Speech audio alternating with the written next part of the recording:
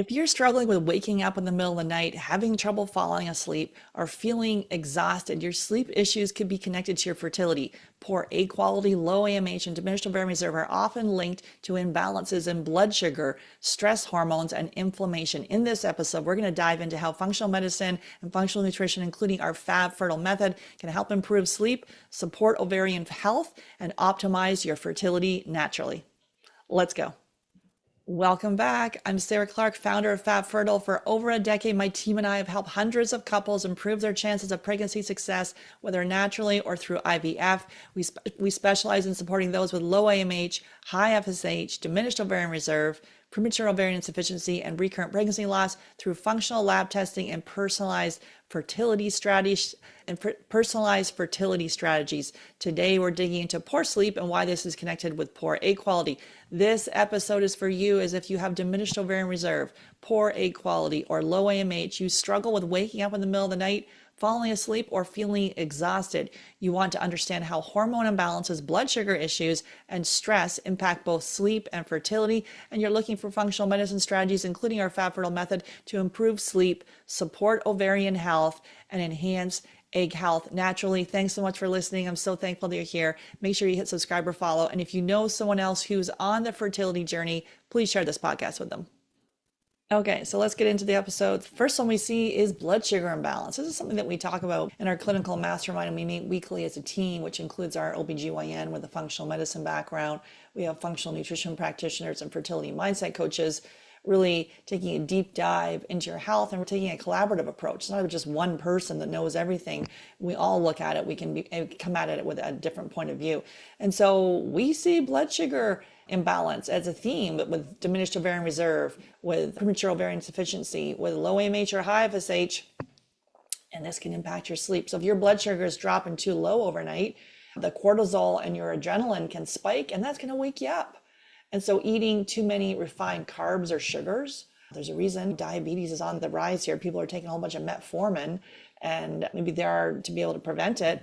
And then also some Ozempic too, because that can help lose weight, but that's just not getting at the root cause of that. Some of those things can be appropriate if needed, and smaller doses of the GLP-1s, and I've done a whole podcast episode on Ozempic, so we need to be mindful. I see people just bringing it in and they're taking the doses too high, so potentially that could be right for you. But the one to shift the needle is, why don't we get a continuous glucose monitor, pop it on your arm here, and use it for at least 2 weeks or for 30 days and see how your blood sugar is trending when you eat, when you're dealing with stress. Maybe you're having too many carbs. You're starting the day off with an oatmeal. I know when I do have a gluten-free oatmeal, I got to load it in with some nuts. Otherwise, I'm like hungry in about 20 minutes. But if we start with eggs and we have some bacon and we have some avocado and some healthy fats there and protein, our blood sugar is not on this continual roller coaster. So it really does start in the morning. Send me a message at hello@fabfertile.ca, and I've got a breakfast guide. Just put breakfast in there and I'll send you the breakfast. So it's 7 days of egg-free breakfast, so all protein rich with healthy fats, be able to help you start the morning off so we're not on that little roller coaster, because that can impact your menstrual cycle, impact the health of your egg quality, impact your overall health. And you can consider having a small snack of protein and a healthy fat before bed, so almond butter with a sliced apple. And so that might be for you. Looking at your blood sugar, you can get, if you don't want to get the continuous glucose monitor, you can get a glucose monitor at a CVS or Walgreens or your local drugstore. And so looking at your blood sugar, that might be a reason why you're waking up at night. Cortisol dysregulation, so adrenal dysfunction. Our whole thesis on this, is it actually early menopause, or is it your adrenals? Adrenals impact the thyroid, impacts the AMH and the FSH and the follicle count. And many times I've said this before, people, I ask them, how are you? How's your health? I'm totally fine, but my stress is off the charts. Or maybe it's to the point now that your stress is just, you're just at this chronic stress for years. You don't even recognize it. But if your best friend say, hey, how are you doing? They'll be like, she takes on a lot. She does a lot. Maybe you're a teacher. Maybe you're a nurse. Maybe you're a doctor. Maybe you're a lawyer. Maybe you're just in a very high stress profession. We work with a lot of those people. And it's just been years of this and you're just used to it. Mentally, you're used to it. You're coping okay, but your body's, I don't think so. So chronic stress can keep your body in that fight or flight mode. We need to reset your nervous system, leading to the high nighttime cortisol and frequent wake ups. You're waking up all night long and you're not getting the proper sleep. And then it's the chicken or the egg. You can do it all over again. That disrupts your blood sugar. So you never really actually catch up. And then you start taking a bunch of melatonin, or maybe you're taking sleep aids. And this has been going on for years.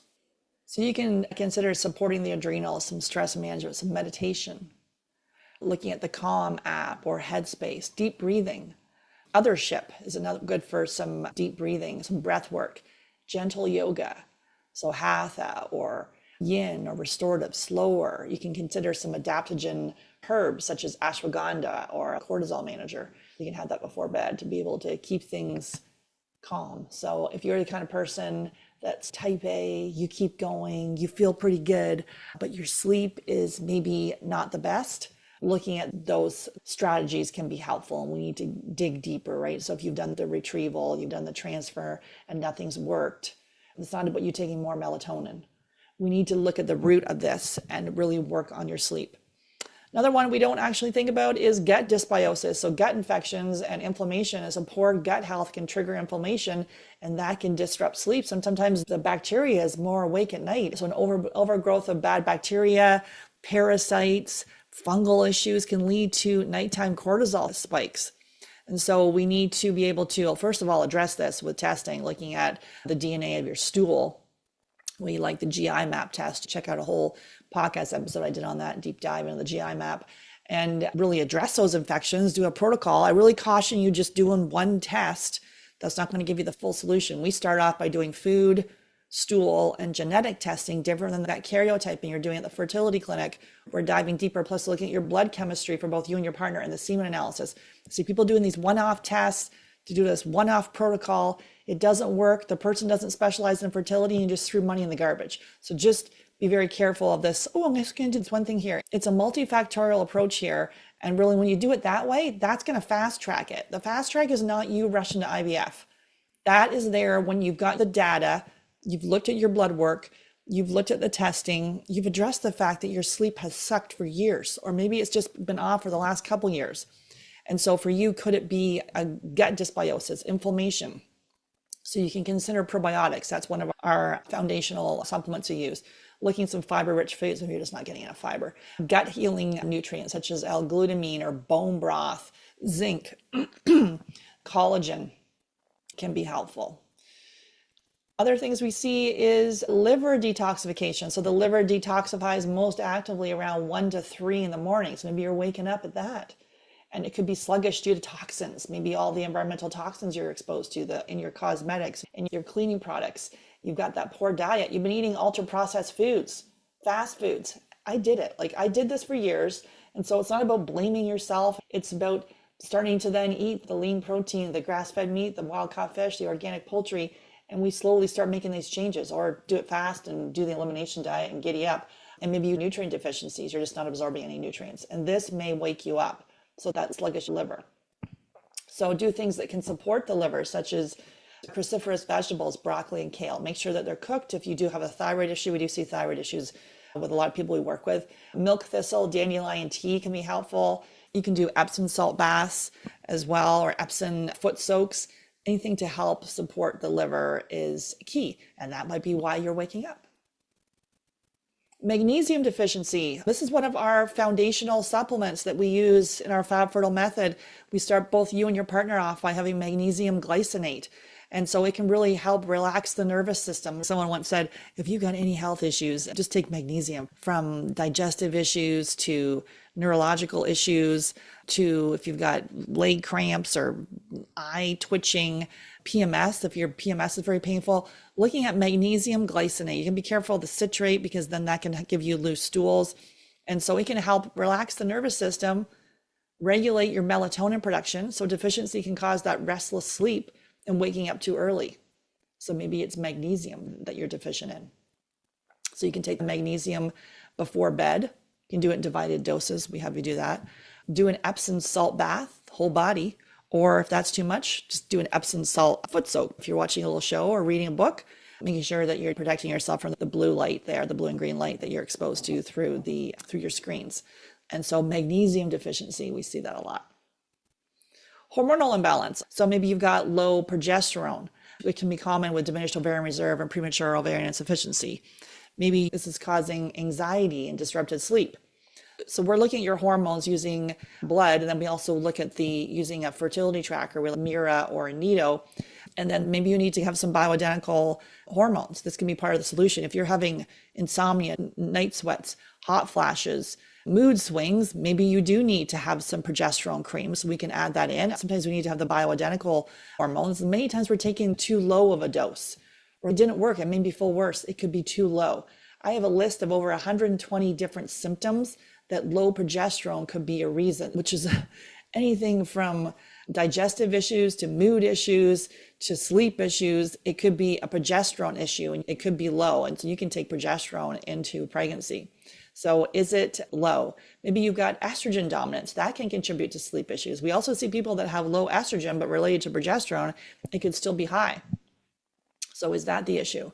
And so looking to support hormone balance, so doing that anti-inflammatory diet, managing your stress, get some testing done, get some hormone testing done and see what's going on. Not just taking a DHEA, which is standard of care for diminished ovarian reserve. Do not do synthetic hormones. You want to do bioidentical ones. If the doctor's, what's that? Then get a different doctor. And so being able to bring that in, but sometimes just doing some of the cream that you can get, like the company we like, Ona's Naturals, for progesterone cream. And that can help with anxiety and disrupted sleep and just calm everything down. And then EMFs and blue light exposure, blue and green light, screen time before bed can interrupt our melatonin production.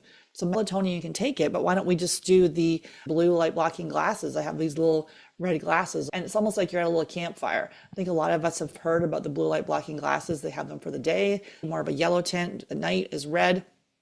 It can really help you feel sleepy. And then when you're reading, if you're doing an e-reader, you put those on at night, and then it just makes you calm down and fall right asleep instead of having all these bright lights on and the body thinks it's still the day, but it's 2 a.m. and you're wondering why you're still up. So reduce your screen exposure, use the blue light blocking glasses, turn off the Wi-Fi, take the phone. I'm in a bad habit right now because I'm staying over at my daughter's place, but take the phone.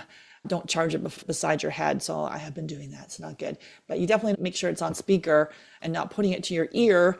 Done podcast episodes on the EMF exposures there, and then making sure your modem is not in your bedroom, which fortunately it is here.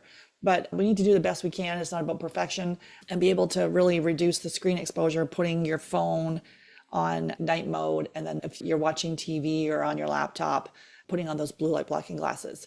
So sleep is the cornerstone of good health and fertility. And there's a lot of things you can do to improve egg quality, improve the chances of getting pregnant naturally, or improve a successful transfer, a successful retrieval and transfer. And so before you go ahead, if you've got issues with your sleep, we have got to address that. It's not about rushing off to IVF, spending tens of thousands of dollars, and our sleep sucks and we haven't looked at it. So doing this in a very targeted manner for a short period of time, 90 days, you can improve health of the egg, 70 to 80 days, the health of the sperm. So there's things we can do right now. So if you've got sleep issues, this is a clue. And let's dig deeper. So send me a message if you want to improve your chances of pregnancy success. Send me a message to hello@fabfertile.ca.